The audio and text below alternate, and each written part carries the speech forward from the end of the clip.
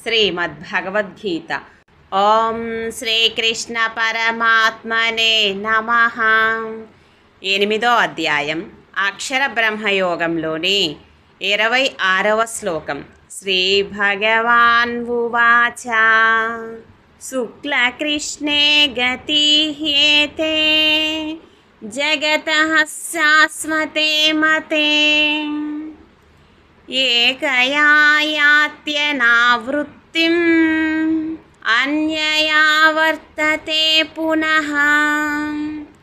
భావం: ఈ రెండు మార్గములకును శుక్ల కృష్ణ మార్గములనియు లేక దేవయాన పితృయాన మార్గములనియు వ్యవహార ప్రసిద్ధి గలదు. ఇవి సనాతనములు. దేవయాన మార్గమున వెళ్ళువారు పరమగతిని పొంది తిరిగిరారు. పితృయాన మార్గమును వెళ్ళువారు తిరిగి వచ్చి జనన మరణ చక్రములో పడుదురు. ఈ శ్లోక వివరణ: పైన చెప్పబడిన శుక్ల మార్గము, కృష్ణ మార్గము ఈ జగత్తులో శాశ్వతంగా ఉంటాయి. శుక్ల మార్గంలో పయనిస్తే జన్మ ఉండదు. కృష్ణ మార్గంలో పయనిస్తే తిరిగి జన్మ ఉంటుంది. ఉత్తరాయణము దక్షిణాయనము రెండు ఈ లోకంలో ఉన్నాయి.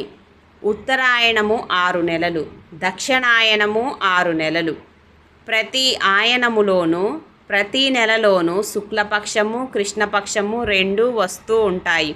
జనన మరణాలు మన చేతిలో లేవు. కాబట్టి మనం నిష్కామ కర్మలు చేసి శాస్త్రములు చదివి విని గురువుల వద్ద నేర్చుకుని జ్ఞానం సంపాదించి ప్రకాశవంతమైన మార్గంలో నడవాలి. కానీ ఎల్లప్పుడూ ప్రపంచంలో జరిగే విషయాల గురించి విషయ భోగములలో మునిగి తేలాడుతూ అజ్ఞానాంధకారంలో పడిపోయి చీకటి దారిలో ప్రయాణం చేయకూడదు.